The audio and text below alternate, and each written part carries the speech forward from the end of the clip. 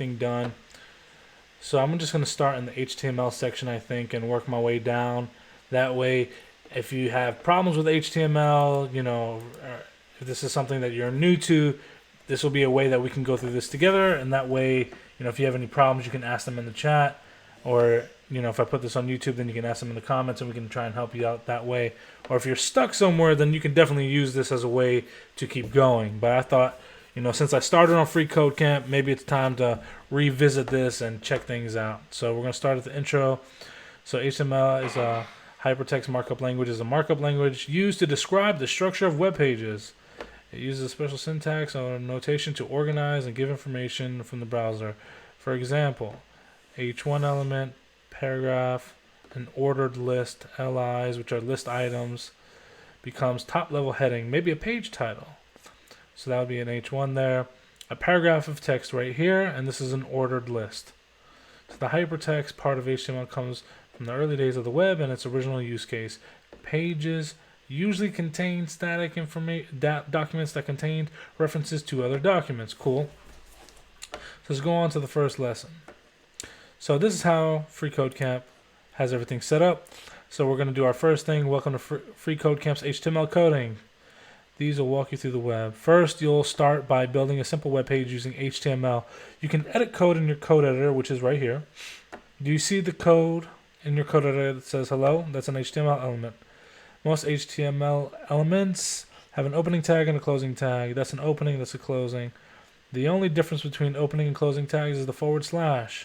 Each challenge has the run test. To pass this challenge, change your H1 element to say hello world. Whoops. And there we go. All right. So over the next few lessons, we've built an HTML5 cat photo web app piece by piece. The H2 element, which is smaller than the H1, you will be adding in this step will be, we'll add a level 2 heading to the web page. This element, the memory is a big fan. Thank you. My personal Twitter is at Devin D. Ford. I think I recognize your name. Yeah, I think I do recognize you, Devin. H1 elements are often used. H2, yeah. So go ahead and add an H2 tag. And we're going to say cat photo app. So we're going to add an opening brackets, open tag, H2, and we're going to write cat photo app, and we're going to close that tag. Anytime you have an open tag, you must close it from behind. So let's run these tests. We should be good there. All right. P elements are the preferred element for paragraph text on website. P is short for paragraph. You can create a paragraph element like this. Create a P element below your H2 element and give it the text hello paragraph. So we're going to open. And what I normally like to do is automatically have my closing bracket there. And then in between that, I'll write hello paragraph. Now, one thing that people get caught up on with FreeCodeCamp, it's very accurate. Like, thank you. I appreciate the love. One thing about FreeCodeCamp is it's very accurate. So if they're asking you to type exactly that, if you have a space at the end of that, it may throw things off. So try and keep it as accurate as possible. Super case sensitive. Yes, it's very case sensitive. There's been many times where my solution has been correct, but because I added an extra space or I lowercase something that was supposed to be uppercase, it becomes a problem. So replace your text inside the P element with the first few words of this. So we're just going to go ahead and copy this and replace this.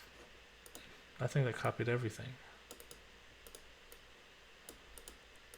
Oh, this is interesting. Why is it copying everything? There we go.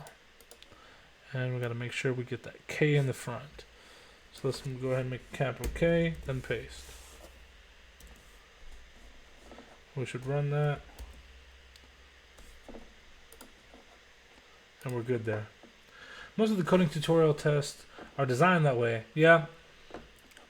I think sometimes they need, like, it would be better if they didn't factor spaces, for example. But I can totally get where they're coming from as well. Commenting is the way that you can leave comments. Commenting is also a convenient way to make code inactive. So here we go. Uncomment your H1, H2, and P1. So we're going to uncomment this.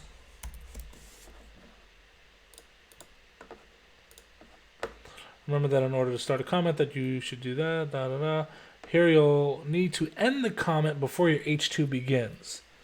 So we end the comment here. Comment out your H1 element and your P element, but not your H2. So they want us to comment this and comment this, but leave this readable. So to do that, we're going to go ahead and add our comment brackets here. And now this is commented out, this is commented out, but this is left alone. Perfect. Yeah, I mean, even using to lowercase could save a lot of false negatives. You're absolutely correct. Honestly, that would be the way I probably would have organized and constructed that myself. I wouldn't be so, like, everything has to be uppercase, especially when we're just talking about, like, these elements. I don't see the necessity to having that capital K, especially as, like, you know, a verifying factor, but I get it at the same time. Our phone doesn't have much vertical space, so let's remove the unnecessary elements. So delete your H1 element so we can simplify our view. Pretty simplistic so far. HTML5 introduces These tags give a descriptive structure to your HTML. So in HTML, you're going to have your main, your header, your footer, your nav, your video, your article. You got all these options. An example usage of this main element with two child elements nested inside it would be, here's your main, which is your parent element, and these are your children elements. I mean, for a fully free resource, it's great. Yeah. So Codecademy still has like a free option, but you know, for me with FreeCodeCamp, this is where I started. And one thing that I always say about FreeCodeCamp as opposed to any other resource is that FreeCodeCamp doesn't handhold you, so to speak. It guides you through the process, but it just gives you enough information at times to where you're going to have to research and do more learning on your own, which I think, and I'm a big advocate of this, I think in that independent time, that's when you're going to be learning the most. And when you're Google searching problems and you're facing these errors, that's when you're gaining so much knowledge. When all these websites handhold you the whole way, you're not learning a lot. And that's why I see all these people that say, oh man, I've been through 3 courses and I still don't know JavaScript. Yeah, because the only thing you're doing is you're watching what's happening. You're not building or making your concepts permanent. So that's a big problem with a lot of people. They get stuck into this basic area where they watch, and they don't absorb, they don't build, they don't do anything. Hope to eventually be able to contribute it. Yeah. So I give FreeCodeCamp $5 a month. So I mean, it's the least I could do since they're basically the reason why I've got this job now. And to be completely honest, I mean, that's cheaper than a coffee at Starbucks. So you really can't go wrong there. And for everything you get, I mean, it's worth it to me. All right, so we're going to create a second paragraph element here using the existing P element with the following text. Then create a main element and nest the 2 P elements. All right, so what they're asking us to do here is we have one P element here.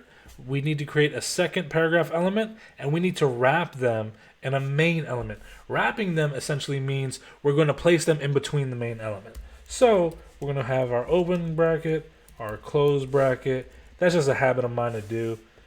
Command V, delete that space because I just realized I may throw something off. And we're going to go ahead and do a main element there. And we need to wrap our 2 paragraph elements in that. So we're going to put our closing tag there. Remember, anything that opens must close. If you have an open door, you have to close it, right? So open door, close door. Open element, close it. And we're done. That's definitely what happened to me when I started a few months ago. I just kept watching videos and coding along, so to speak, and never actually learned. Yeah, that happens to so many people, and I try my best to let them know that that's not the way that they want to go.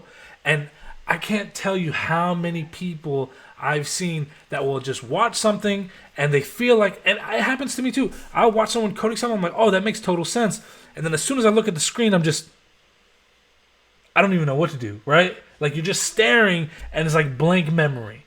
Like that's the disconnect and why I have that rule. One of my biggest rules in development is ABB. Always be building. When you build, you solidify your concepts. When you build, you're basically making sure you never forget. Practice makes permanent, So if you're practicing, you're making it permanent. And that's really the only way you're going to build anything anyway. Plus, when you're building more items for your portfolio. So can it really hurt you in doing so? You can add images to your website by using the image element and pointing to a specific image's URL using the source attribute. An example is like this. You have your image tag here. You have your source, which is sending it to the exact URL that you want. Note that the image tags are self-closing. Correct. An image element must have an alt attribute. I like to instill this in everyone and what they do because screen readers are such a big portion of the internet now. People that are, hearing disabled, seeing disabled, they utilize screen readers. Well, not hearing disabled, obviously, but seeing disabled. If they're blind or if they have bad eyesight, a screen reader will read the entire site for them. If you're missing your alt tags, the screen reader does not know what that image is. They have no way to actually grab that information. Plus, it's been said that the alt text help in Google searches, so why not rank your site higher by utilizing that? So all image elements needs to have an alt tag. The text inside the alt is used for screen readers. If the image is purely decorative, using an empty alt attribute is a best practice. Ideally, the alt attribute should not contain special characters. Let's add an alt attribute to our image example above. It's crazy how many people don't realize. Yeah. Accessibility is a very big deal right now, and technology is constantly changing, and I've seen such amazing things. And like these screen readers, like they speak at the speed of light, but people that are blind and used to them, they can break that down so well to where they can see the website the same way we do, just in their own way. So highly, highly, highly recommend keeping, your alt attributes and trying to make your site as accessible as possible because they're making a big portion of the market now. It makes no sense to alienate a section of the market just because you don't want to write a couple words. So we're going to go ahead and add this image.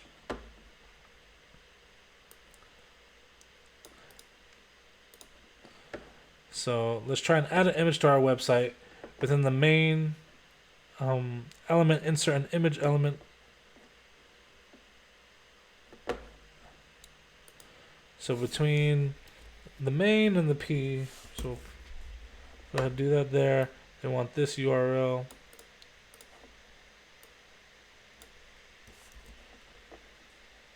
See what pops up. Don't forget to give your image element an alt attribute. And we're there. Alright. So now we can use an A tag, an anchor tag. Yeah, so a lot of old websites, a lot of legacy code that didn't have those practices before, many web companies are trying to update that now because they're such a big portion of the company. I mean, of the market.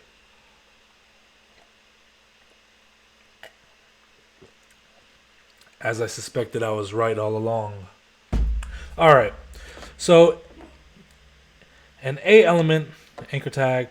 So A elements need a destination web address called an href. So like this image source, the href is going to be linking to a website. So not only a website, but like, for example, if you're building a website on your local computer, instead of directing it to a www wherever, you'd be directing it to the folder that you want it to go to. So an href is directing to a location. So then your browser will display this links, create an A element that links to this. And that has cat photos as its anchor text. So we're going to go ahead and add an A tag. And we're going to do href. And this is the link I want it to go to. And we'll close that there. And then we'll write here, what is it supposed to say? Cat photos, but lowercase. Cat photos. And then you close your A tag. So what this did right here was replace the text to show cat photos. So if we wanted to say something, we'll just write it there in that area, and that will dictate what that link is. So now it's a clickable link, and we can go there and, you know, la da da da da. So let's run this test, and we're there. Now this is asking me because I just created a brand new profile, so everything can be undone. All right.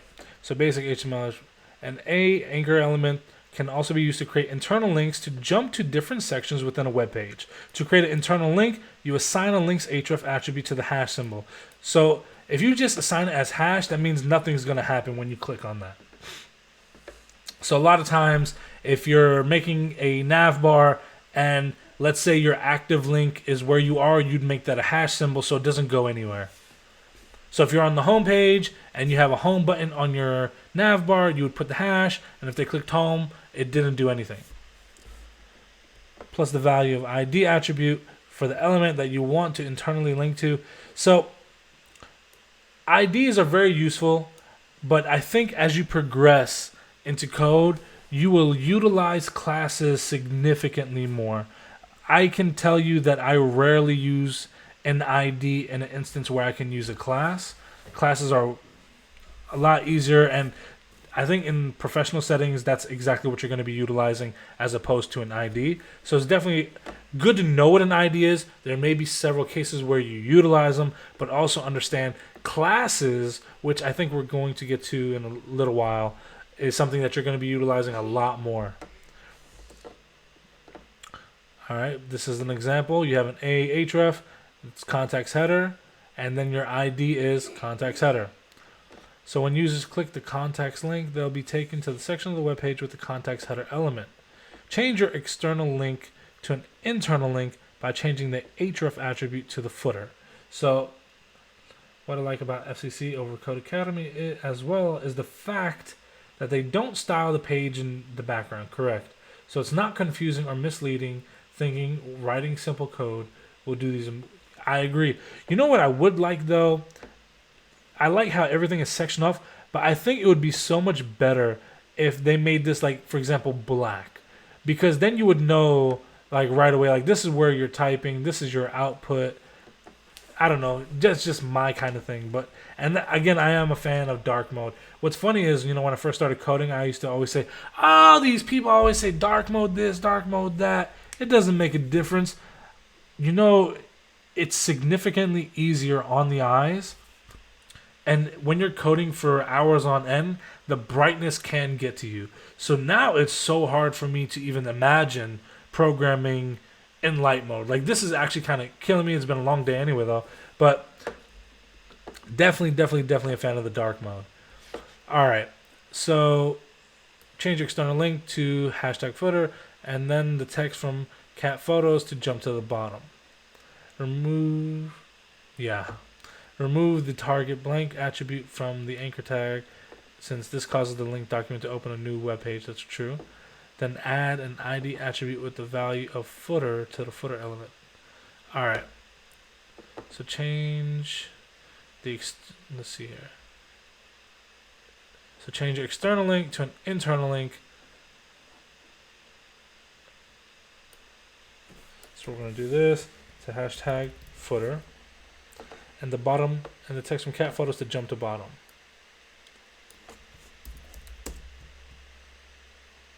Now just make sure you do this case sensitive, because it kind of is. Remove the target blank.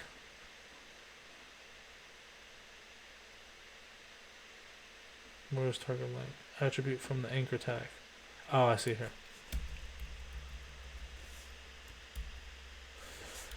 Alright. Then add an ID attribute with the value of footer to the footer element. So ID equals footer. So what's happening here is, you know, the general rule of convention to call an ID is using the hashtag symbol. So By using this hashtag in here, we're saying that when we click on this, we're going to the ID element, which happens to be located at the bottom in this situation, where it's the footer. So that's exactly what's happening here. Let's go ahead and run this test, and of course, it's a pass without a problem. How do you feel about tab nabbing with target blank? Do you think it's as big of a security risk as they? I don't, but at the same time, I'm not a cybersecurity expert. So I mean, if someone can articulate why, then I absolutely, I won't argue. But at the same time, like, we haven't had an issue at work, but yeah, I don't really have a comment on that one. But I always say if someone is, having an issue with something and they have data to say like, hey, this is a big deal, then let's just do it. Couldn't hurt. People are really creative these days. Let's break down the example. Normal text is wrapped in a P element, a paragraph element. Here is a for you to follow. Here's the next anchor element, which represents a closing tag.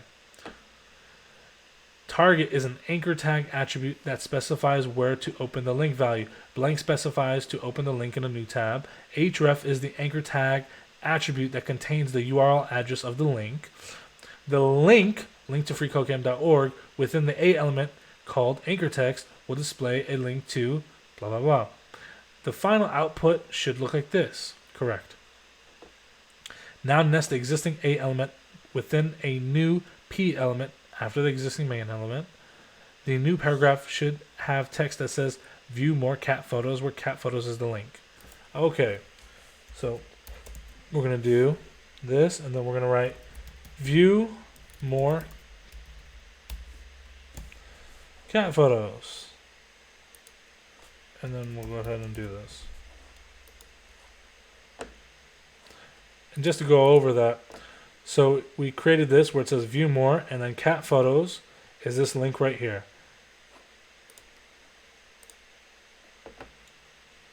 Can link the article if you want to check it out. Sure, couldn't hurt. Sometimes you want to add A elements to your website before you know where they will link. Correct? So this is handy when you're changing the behavior of a link using JavaScript, which we'll learn about later. The current value of the href attribute in a link, replace the href link with a hashtag, which makes it a dead link.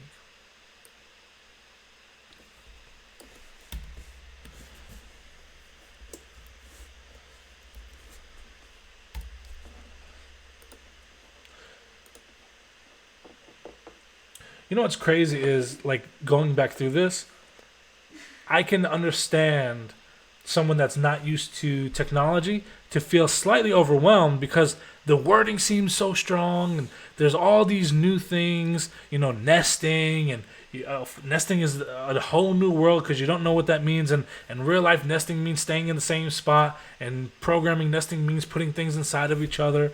And it's just amazing to see at one point this was overwhelming, and now I'm in a position where it's not overwhelming and it's extremely simplistic, and you would think people could pick this up relatively quickly. Like, I'm going through the entire section and I might accomplish it in an hour, where back then this was, a couple days worth of work. It just shows how you can progress and reach a level that you once dreamed you'd be at. You can make elements into links by nesting them with an A element. Here's your link, la da da, la da da. Use that hashtag as your A element's href property in order to turn it into a dead link.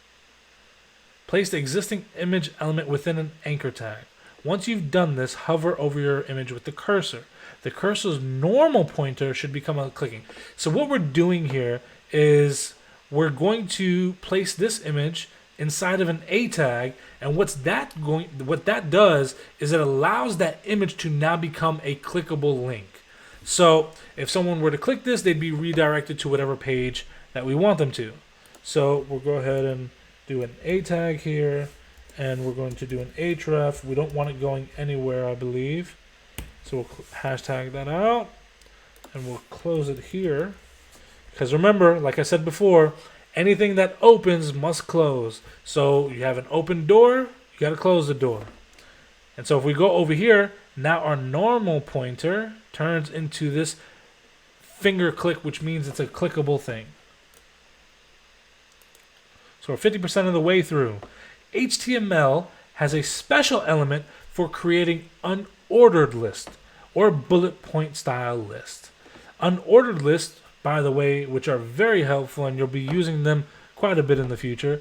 Unordered list starts with the opening UL, which stands for unordered list, followed by any number of LIs, which are list items. Finally, unordered lists close with an unordered list closing tag. So you're going to have an unordered list inside of this unordered list, which means unordered, obviously, it means it can be in any order. It's just going to have bullet points. And here's a quick CSS tip. If you don't want those bullet points, you can do text decoration none. That's a little advanced for what we're doing right now, but I'm sure, I think it's in this. I'm pretty confident it will be. So LI means list item. So that means we have this list. Each LI is a list item or an item of that list. So this right here would mean list item milk is one item, list item cheese is another item. This would create a bullet point list. Remove the last two P elements and create an unordered list of 3 things that cats love at the bottom of the page. So here's one P element, here's 2 P elements. We're going to delete that. They're disappeared. So now we're going to create an unordered list. Add your closing tag right away. It's just a good habit. Create some space. And now we have an LI. So our very first list item, and our goal is to write 3 things that cats love. Well, a cat loves yarn, and now we need a closing tag because an open door needs to be closed. An LI again, and we'll say, what do cats love? Milk. And we'll close that. And the last one, open door, catnip. Cats love to get high.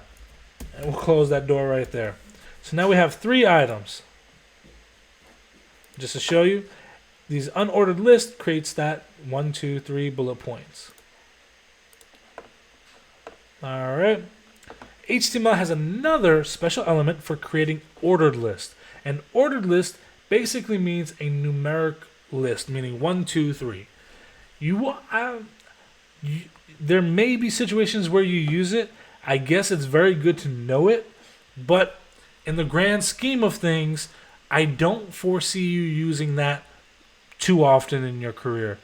I honestly can't remember the last time I used one. So, but I mean, it's still good to know. You never know. And that's kind of the good thing about, all these programming languages. They give you extra tools because you never know the use case when you ever need it.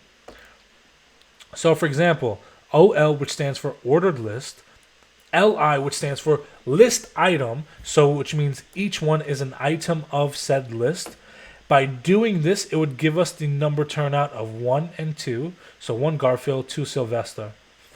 Would create an order list of Garfield, correct. So create an order list of the top 3 things cats hate the most. All right. So, okay, it doesn't want us to, I thought it wanted us to do something like this, but it just wants us to write an ordered list. So we have an opening, we have a closing, because remember, open door, closed door. Go in here, we have a list item, and it's supposed to be, let me remind myself what it's supposed to be. 3 things cats hate. So the first thing cats hate, baths. Cats hate baths.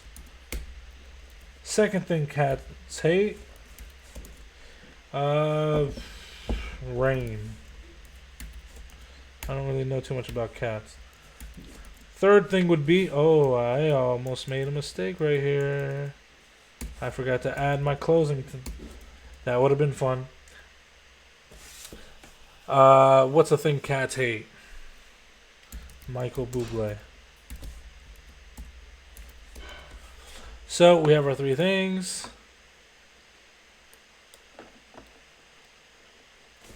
Now let's create a web form. Input elements are a convenient way to get input from your users. Correct. You can create an input type, text input like this. Input type equals text. Note that input elements are self-closing. Now, I'm not one to rush through things, but this is something that you should really pay attention to, because I can tell you I still use things like this on a daily basis. Do not rush through if it's not necessary. What's going on, Adrian? Especially on certain items like this. Now, ordered list, gonna be honest, never use them. Unordered list, I use them all the time, especially for like navbar creation and things like that. Input type, you're getting your user data. There's a million ways, that you're going to utilize this in the future. Definitely pay attention to how this is utilized, because you're going to use it again. Create an input element of type text below your list. So we're going to create an input type text. And so remember earlier when I gave you the example, this is an open door, this is a closed door. You got to close any door that's open. Input type is one of those rare things that it automatically closes itself. It's a self-closing tag. So you don't have to worry about closing an input. So we'll run that. We're good to go. Placeholder text is what is displayed in your input element. So for example, if you have a window that says email address, placeholder is what says that email address part. So input type equals text. Placeholder this is placeholder text. Remember that input elements are self-closing. You don't, Twitch that has this as well. Yep, right here, the send a message, that's placeholder text right there. Set a placeholder value on your input text to cat photo URL. So we're going to go right here inside, and we're going to write placeholder equals cat photo URL. Now make sure, because FreeCodeCamp is a little glitchy, make sure to be case sensitive, because sometimes you'll be not case sensitive and it'll throw everything off. We're good to go there. You can build web forms that actually submit data to a server using nothing more than pure HTML, correct? You can do this by specifying an action on your form element. Form element / URL where you want the form to go, and then you close that door. Nest your text field inside a form element and add the action to submit cat photo. Go ahead and copy that. So what it's asking us to do here, if you remember earlier when we were nesting this image, so nesting means we're placing one element inside another. So we have this A tag here, we have this image with its alt source, and we have the closing tag. This allowed us to make this clickable. So what we're doing now, we're going to make a form element, and we're going to nest this around this input. Nest your text field inside a form element and attribute. Alright, so we're going to do form action.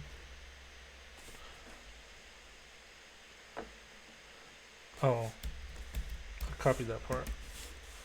We're going to close that. We're going to go ahead and make sure we close it right here. Form. And there we go. Let's add a submit button to your form. Definitely another thing that I use constantly. Clicking this button will send the data from your form to the URL you specified with your form's action attribute. If you remember before, oh, I don't have, give me 1 second, I didn't put my charger on.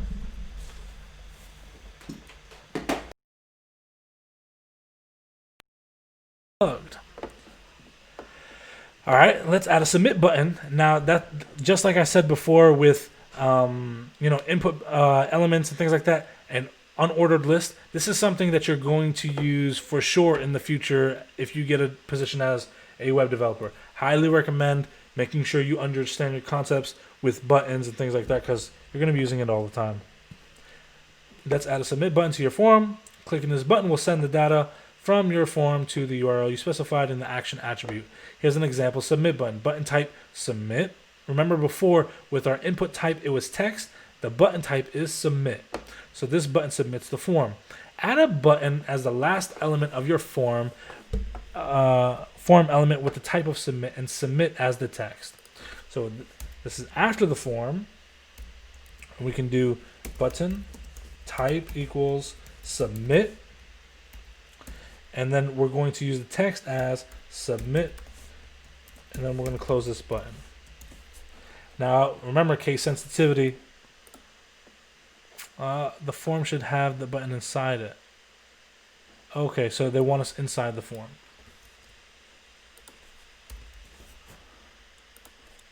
And there we go. And if you have any questions, please don't hesitate in throwing them in the chat. I know we got a couple of seasoned vets in the chat, but if you have anything, don't hesitate. You can require specific form fields so that your user will not be able to submit your form until he or she has filled them out.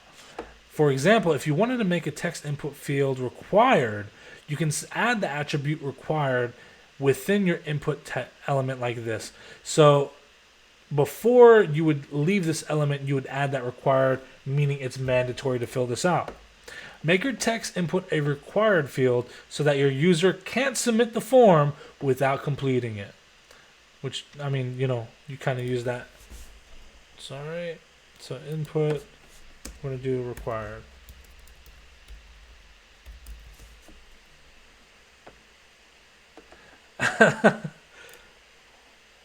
I mean, we're almost at CSS. We're 75% of the way through with this. You can use radio buttons for questions where you want the user to only give one answer out of multiple options. Radio buttons are a type of input. I still use them all the time. One of your radio buttons can be nested within its own label element. By wrapping an input element inside of a label element, it will automatically associate the radio button input with the label element surrounding it. All related radio, man, this is like a damn tongue twister. All related radio buttons should have the same name attribute to create a radio button group. Here's an example. Input type equals radio, name, outdoor, indoor, indoor. All right. It is considered best practice to set a for attribute on the label element. Let me drink some of this water.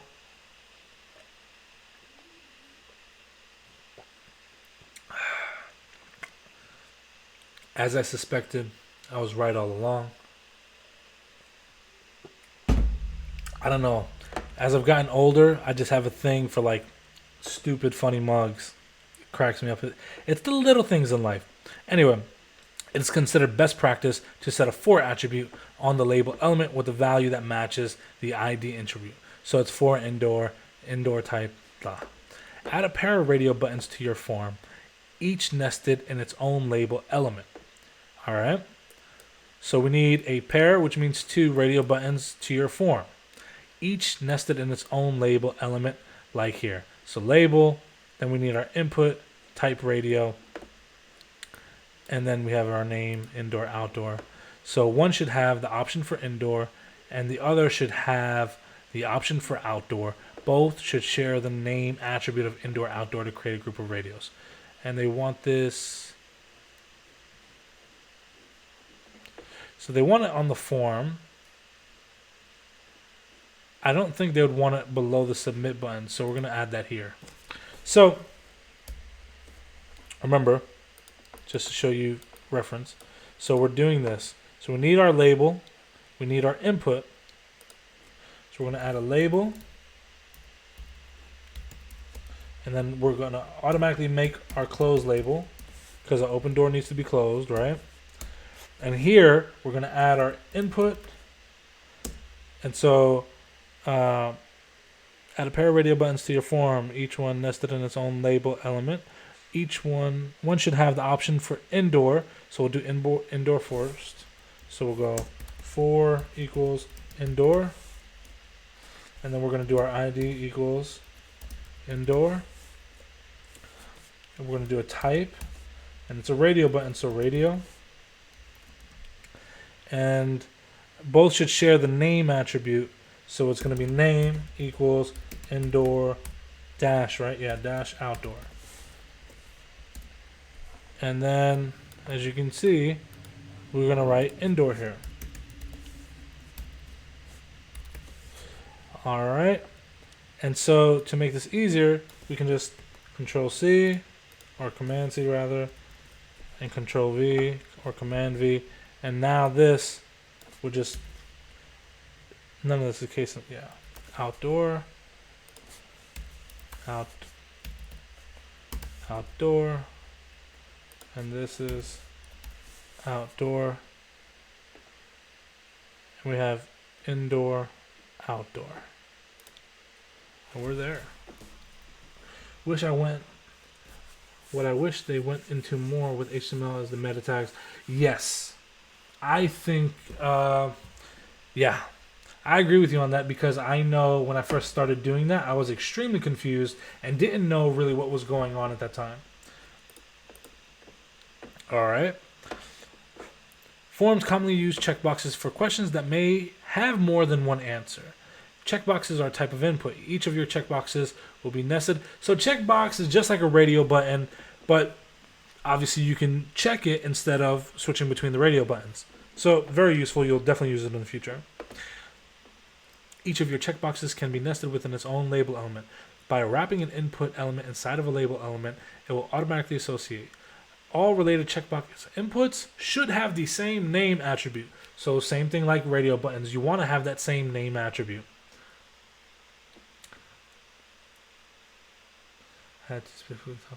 Yeah. It is considered best practice to explicitly define the relationship between a checkbox input and its corresponding label for setting the for attribute on the label. Here's an example of a checkbox. Label is for loving. Input ID is loving. See the common.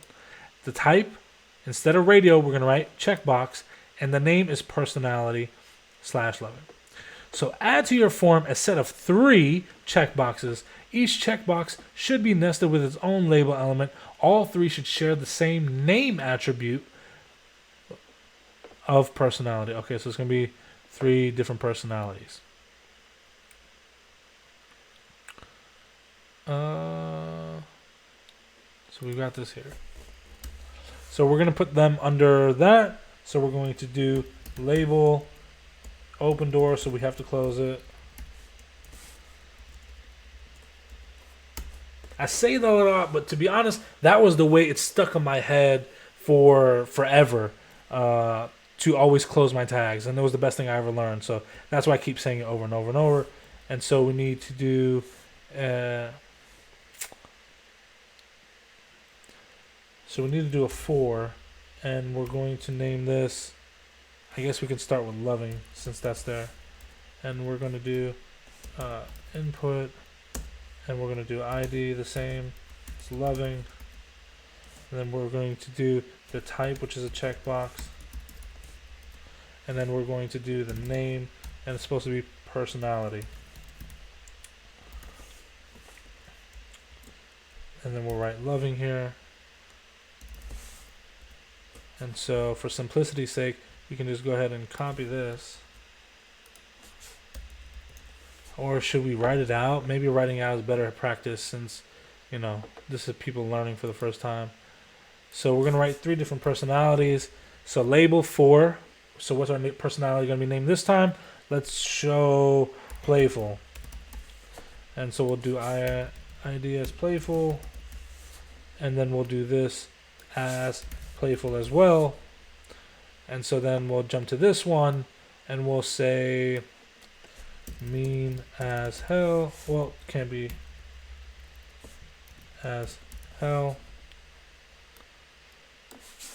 Mean as hell. And if you're looking at what I'm doing now, it's something called Camelcase. So the very first word of a sentence you leave lowercase, and then every additional word you leave as uppercase, because it's easier to read. So definitely a good trick to learn there. Mean as hell. And if you notice here, I wrote this with spaces because that's what's going to be displayed down here. Run your test, and we're good to go. So when a form gets submitted, the data is sent to the server and includes entries for the option selected. Inputs of type radio and checkbox report their values from the value attribute. For example, label for indoor equals indoor, blah, blah, blah, blah. Here you have 2 radio inputs, correct. When the user submits the form with the indoor option selected, the form data will include the line. Sorry, didn't mean to move that. Indoor, outdoor. This is from the name and value attributes of the indoor input. If you omit the value attribute, the submitted form data uses the default value, which is on. In this scenario, if the user clicked on the indoor option and submitted the form, the resulting form data would be used as indoor, outdoor, on, which is not very useful. So the value attribute needs to be set to something to identify the option. Give each of the radio and checkbox inputs the value attribute. Use this input label text in lowercase as the value for that attribute. So where are we?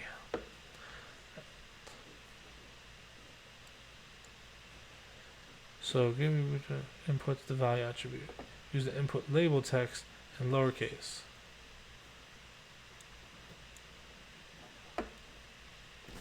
So we're going to go here and let's see, label, input type radio, and we'll do value, and this is going to be indoor.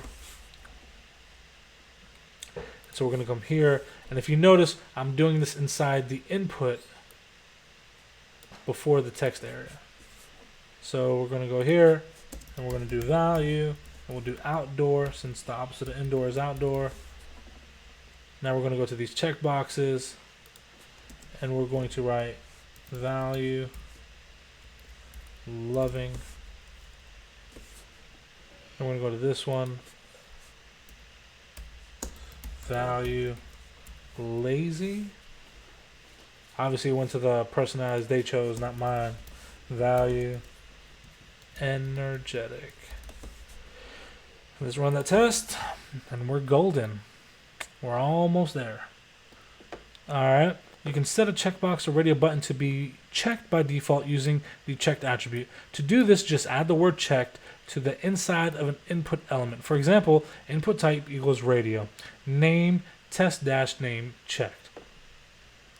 Set the first of your radio buttons to the first of your checkbox to be both checked by default. Okay?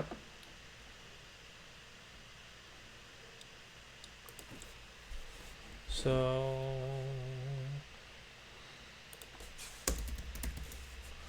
checked and check. It's not right. Whoops, I see it now. I put it inside the quote. Yeah.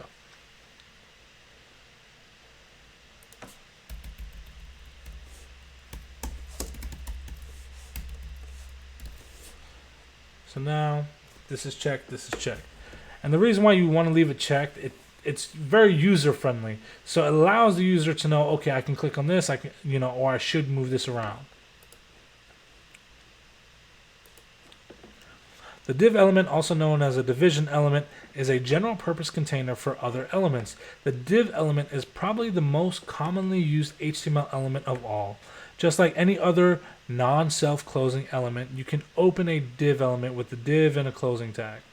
Nest your things cats love and things cats hate list with a single div. So divs are probably, out of everything you ever use, this is something that I guarantee you will use every single day as a developer. You're never going to get away from a div. Yep. Nest your things cats love with things cat hate. Try putting your opening div tag above your things cat love P element and your closing div after the OL. So things cats love is going to be wrapped in a div, and we're going to close it after the OL.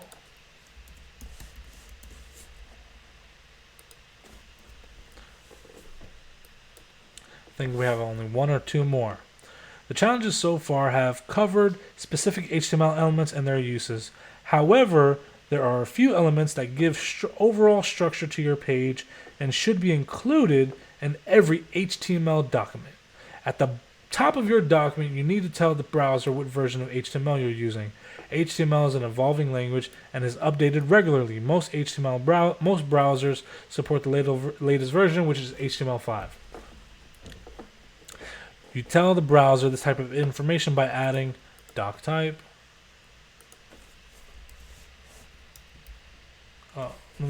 Before I start doing this, I'm jumping ahead. Let me see exactly what they want me to write. All right. So yes, it's very important. Actually, I'll just write it out now. Doctype has to always be caps lock, and then you type in HTML.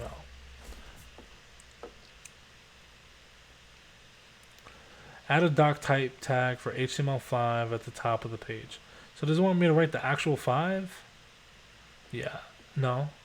You just write yeah. So, all right. Under it, add opening and closing HTML tags which wrap around an H1 element. So we're going to do HTML, and it's an open door, so let's close it. And from inside of here, we're going to write an H1 element. The heading can include any text, so let's just write any text. And make sure we close that H1 element because it's an open door. All right, so we've got that. I think we got one more. Basic HTML and HTML5 define the head and body of an HTML document. You can add another level of organization in your HTML document within the HTML tags. Any markup with information about your page would go into the head tag, correct. Then any markup with the content of the page, what users display, would go into the body tag. Oh, this is interesting. I don't remember doing this. Metadata elements such as link, meta, title, and style typically go inside the head element. Here we go. Edit the markup so there's a head and a body, and the head element should only include the title, and the body element should only include the H1 and P. So just for people that don't know, the title, what you would enter in the head, is what this says. So this is where you add the text for the top, the browsers. So we're going to go ahead and add our opening head tag here. We're going to go ahead and add our closing head tag there. To add over here, we'll add our body, and we're going to close our body before the HTML part. And we just finished the entire HTML section. Now, to be honest with you, I do donate, and I've literally just made this account so that way nothing is done. So from here, let's view the curriculum. So as of right now, this entire section is done. This will be the next section, and I think I think we'll tackle this one tomorrow, and I may do that. So I see we got a couple people in the chat. Does anyone have any questions about what we went through, or about anything else rather? I'm completely open to any questions.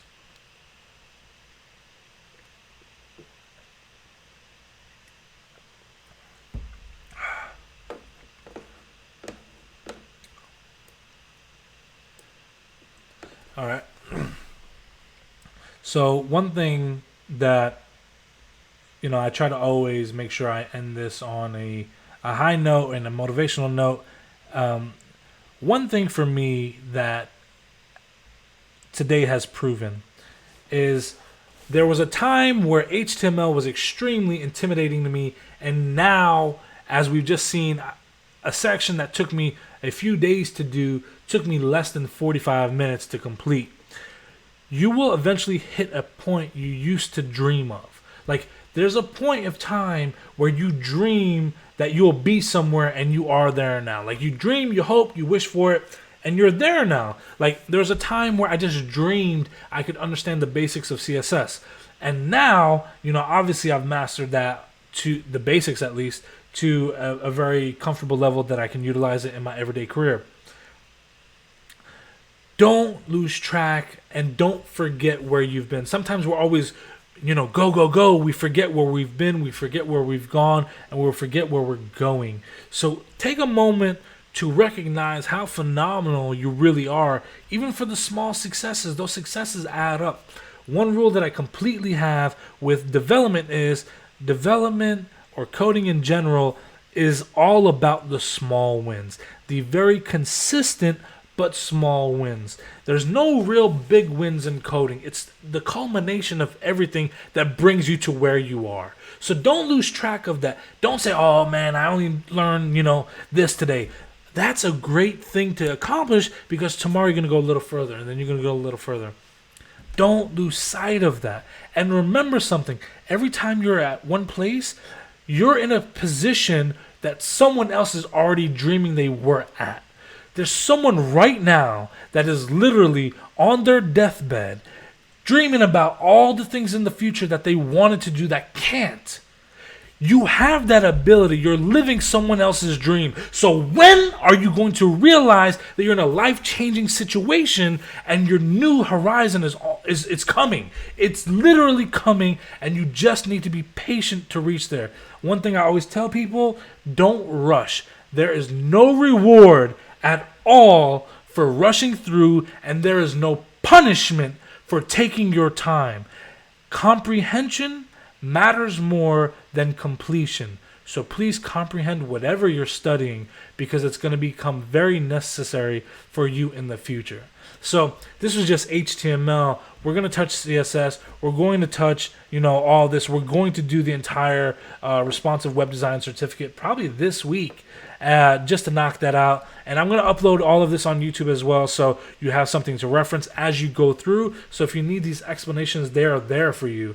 But please do not be down on yourself for saying, I only know this much.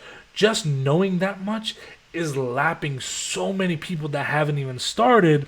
And reaching CSS, for example, you're lapping everyone that's on HTML. You're making progress no matter how fast or how slow it may seem. All right, guys, I think I'm going to end it right there. Let me see if I completely agree. Thank you so much for the stream tonight, man. Great to talk at length a little bit. I'll try my best to swing to the next one. I think, I saw this thing that I can... there's supposed to be a way that I can, give you, a VIP thing or whatever, but I guess I haven't figured that out yet. Or I can ban you. I'm probably not going to do that, though. But, yeah, I'll figure that out. There's supposed to be a way I'm supposed to, send you stickers or some crap. I don't know. But... if you ever have any questions about streaming Twitch, let me know. Yeah, it's all new. This is my 4th stream now, I think. And I never even planned on doing it, but so many people suggested it. I figured I would. And I was actually just going to start this in the JavaScript section since, I know a lot of people want it. But I figured might as well do the whole thing, upload it, and the people that need it can have access to it. And if they don't, they can easily skip to the JavaScript section. I think it would be great if I just go section by section and keep that up for them. So you never know who can gain access from it. But I think I'm going to end it there. I genuinely appreciate everyone that stuck this out for me. Make a series out of it. Bet you could save the vids locally. Yeah, you can. So that's exactly what I'm planning to do. You can download all these videos after it goes on Twitch. I'm not even going to edit it. I'm just going to throw it up there exactly the way it is. So that way it's like they're here with me in the live stream. You're fine, though, but I can read it. But I appreciate you. Thank you for hanging out with me, guys. It's been a fun hour. Let's do this again sometime. See you at the next live stream. Make sure you follow me so you can see me at the next one. Have a good one.